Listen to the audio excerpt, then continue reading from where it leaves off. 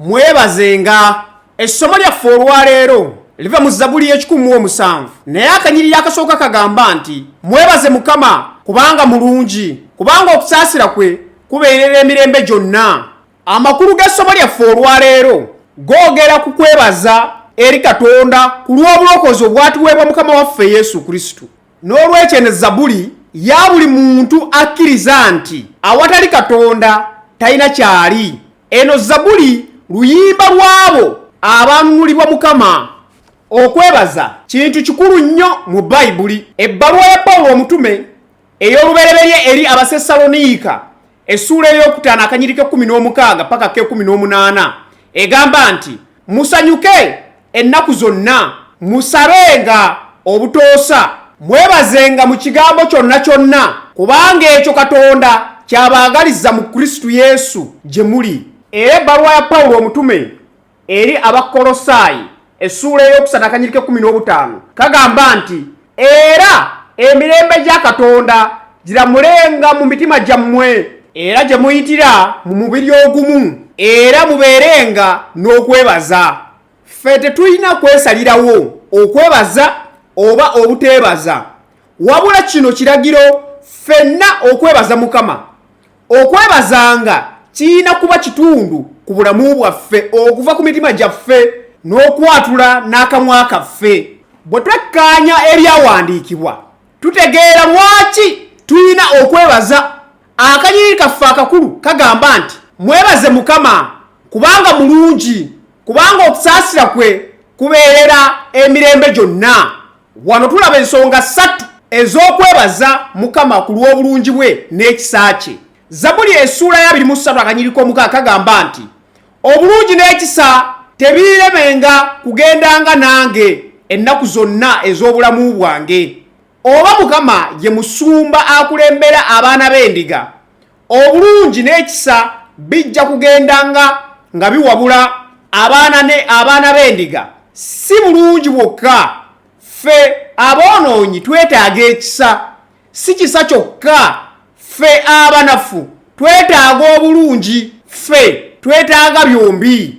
Okweyongera mu maaso mu Zabbuli eno tulaba ebibiina by'abantu 4 abaali ewala okuva eri Katonda, naye bwe baamukaabirira Mukama n'ajja n'abanunula era n'abawa n'omukisa. Ekisooka, abaakyamira mu ddungu. Kino ekibiina ky'abantu baabulira mu ddungu, baalumibwa enjala n'ennyonta, emmeeme yaabwe n'ezirika mu bbo, naye oluvannyuma ne balyoka bakaabirira Mukama mu nnaku zaabwe n'abawonya mu kikweraliikirira kwabwe. Ekyokubiri, abaasibibwa. Kino ekibiina ky'abantu abaasibibwa baatuula mu kizikiza, baasibibwa n'ebyuma, abaajeemera ebigambo bya Katonda, abaanyooma okuteesa kw'oyo ali waggulu ennyo, naye bwe baazuula nti tebalina buyambi wonna wonna, ne balyoka bakaabirira Mukama mu nnaku zaabwe n'abalokola mu kweraliikirira kwabwe. Ekyokusatu, abasirusiru. Kino ekibiina ky'abantu abaasiruwala olw'okwonoona kwabwe, abaasemberera emiryango gy'okufa, oluvannyuma ne bakaabirira Mukama era n'atuma ekigambo kye n'abawonya n'abajja mu kuzikirira kwabwe. Ekyokuna, abeetooloddwa obuzibu obw'enjawulo. Kino ekibiina ky'abantu abeesiga era abakkiririza mu magezi gaabwe, abaafiirwa buli kimu, ebizibu by'abamegga, ne balyoka bakaabirira Mukama mu nnaku zaabwe n'abajja mu kweraliikirira kwabwe.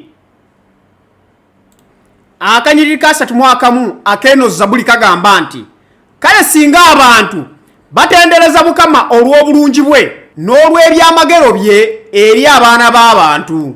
Eno Zabbuli etuyamba okutegeera amakulu g'okwebaza eri Katonda ennaku zonna.